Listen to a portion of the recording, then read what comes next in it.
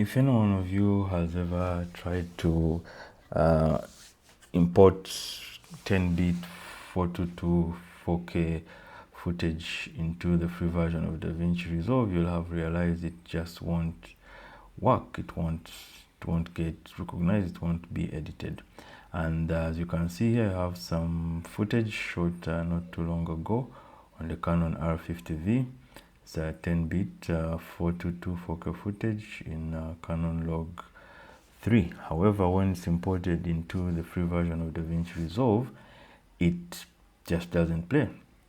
It shows up as audio files. The audio is it's all you can see. You can scrub through, put it on the timeline, and yes, pretty much that's it. That's all you can see. No video, no nothing, and therefore, you know, what's the problem here? The issue is that that's one of the limitations that intentionally put in there for the free version, so that if you want to edit the 422 4K 10-bit footage, you'd have to go to, you'd have to pay for the paid version. But there's a way to work around this particular problem, and the solution is an app called Shutter. Shutter is a free app that you can, search for online and download, and it does many things. It's an encoder, but for this particular use case, we want to convert our footage into a codec that the free version of DaVinci Resolve recognizes and can work with.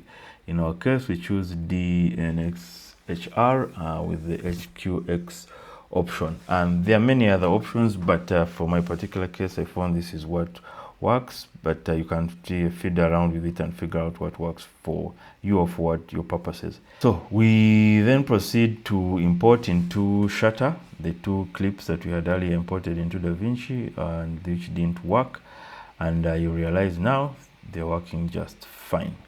And not only do they work, they have you can see there's video, there's audio, and it plays. On my computer it's a bit laggy, but that's only because my computer is not that it's quite a bit, it's not spec'd out quite as well as I would like.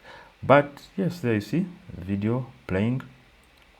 And yeah, so what we do now is convert it into a codec that the free version of DaVinci Resolve can work with. Click on start function, and the conversion should begin shortly.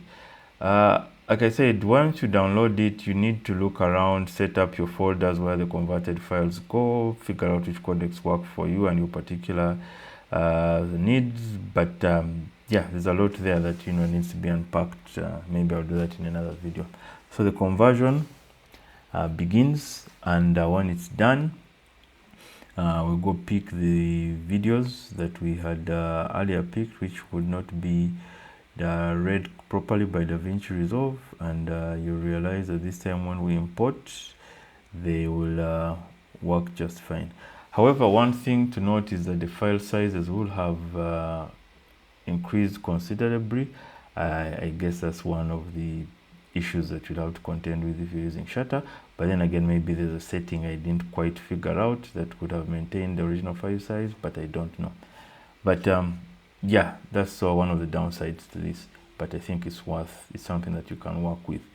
So you import the footage as we've seen earlier, and there you are. It's video, and both video and audio. It's working just fine as you'd have expected. And if you bring any of those clips down to the timeline, you realize that there's no problem. Scrub through, everything is okay. And yeah, and then if you even just play around with Fusion, for the color grading, you realize we play around with the offset dial here. You will see that there's changes are being done and made, which means the DaVinci Resolve is finally comfortable with the clips. So I just thought I'd put that out there for anyone who has been having trouble editing some of these 422 4K 10-bit videos in DaVinci Resolve free version, and I hope that was helpful. Thank you.